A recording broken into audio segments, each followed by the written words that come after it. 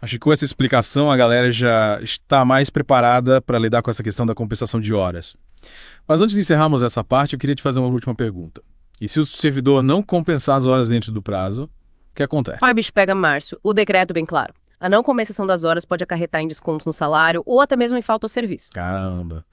Então é bom a gente ficar esperto e se programar para compensar as horas direitinho, né? Com certeza. Ninguém quer ter surpresas desagradáveis no contra-cheque, né? A gente é trabalhador e merece receber o nosso salário integral. Verdade. E para não termos surpresas, a dica é ficar de olho nas publicações do Diário Oficial do Estado e também nos comunicados da SEDUC, é sempre certo. Exatamente. Informação é a chave para garantir nossos direitos e evitar problemas. E com essa dica importantíssima, a gente encerra a segunda parte do nosso mergulho no Decreto 69.165 de 2024. Mas não saiam daí, pessoal, que já voltamos com a parte final do programa, onde vamos fazer um resumão de tudo que a gente viu até agora e dar algumas dicas bônus para os concurseiros de plantão. Até daqui a pouco.